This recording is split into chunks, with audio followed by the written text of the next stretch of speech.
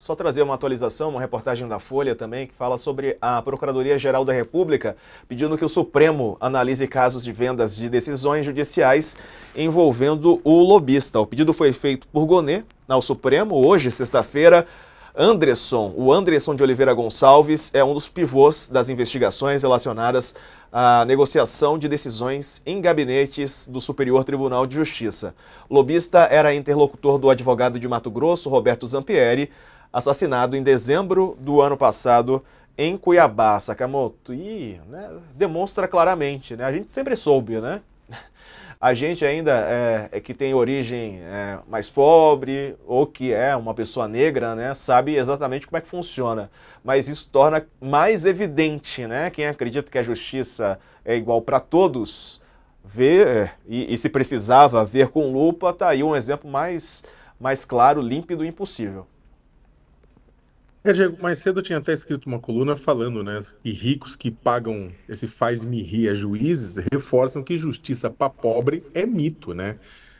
Esses escândalos, tanto do STJ quanto dos tribunais como do Mato Grosso do Sul, eles reforçam, né, o que é realmente, como você falou, o que é amplamente conhecido por qualquer pessoa negra, indígena ou que ganha até 2 salários mínimos, que a interpretação da lei, não raro, depende de quanto você tem na conta. Não apenas porque a capacidade de movimentar caras bancas de advogados, né, enquanto as defensorias amargam merréis, mas também porque se você tem bastante para fazer sorrir uma parcela dos magistrados que está à venda, deixando claro que não são todos, não estou nem falando que é a maioria, né?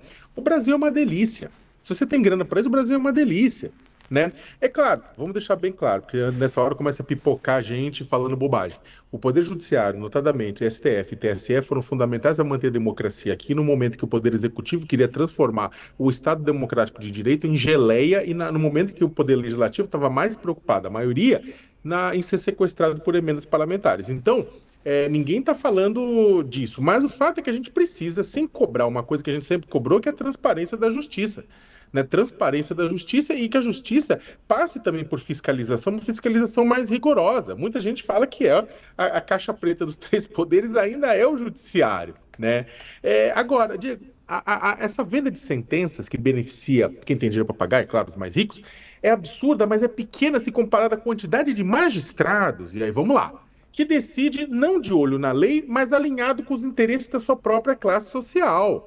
E deixando claro, de juiz, desembargador e ministro, a maioria não veio da favela. Né? A maioria é branco, a maioria não é negra, a maioria não é indígena, tudo isso. A proporção de. Enquanto a proporção de negros nas prisões brasileiras for maior do que a proporção de negros na sociedade, a gente pode dizer que justiça é uma construção mal ajambrada. Né? Ou vocês acham que é normal o fato de um jovem branco ser pego com a mesma quantidade de maconha de um jovem negro e o branco ir para casa com, olha, se vai se tratar e o negro vai pro Chilindró, né? Dois, né? Eu acompanho o trabalho escravo há 25 anos.